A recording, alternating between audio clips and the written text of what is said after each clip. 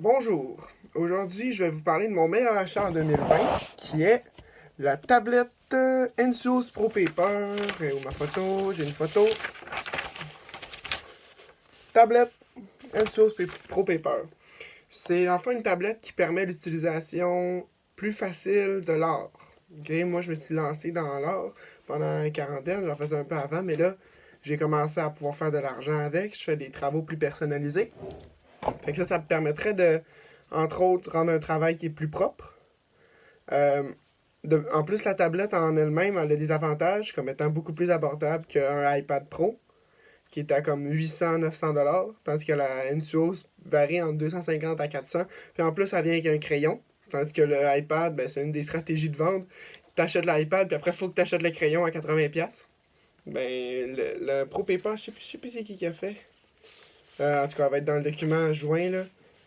Ouais, elle va être dans le document joint, la marque qui le fait. Eux autres, c'est vraiment.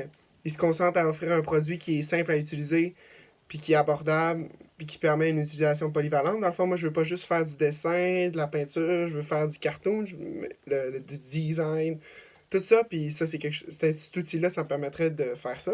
En plus, je rentre en art visuel à la session du cégep prochain. Fait que c'est un outil qui est pas obligatoire, mais qui est fortement recommandé d'avoir, qui est bien d'avoir de son côté, dans le fond. Puis c'est ça. Ça serait juste plus simple.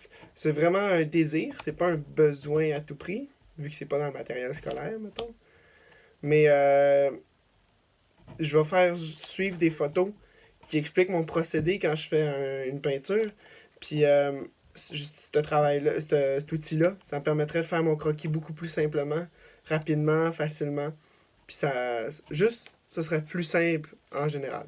Puis c'est pour ça que je souhaite l'avoir. Puis il y a certains inconvénients, là, comme les mouvements en translation quand tu déplaces ton crayon sur la tablette. Mais c'est quelque chose que tu peux prendre en compte puis que tu t'habitues avec le temps. C'est vraiment léger, léger. Puis ça, c'est.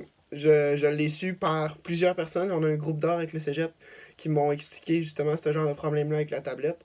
Puis les trois avis que j'ai fait joindre en lien là, dans le travail que je vous ai remis. Fait que c'est ça, mon meilleur achat 2020.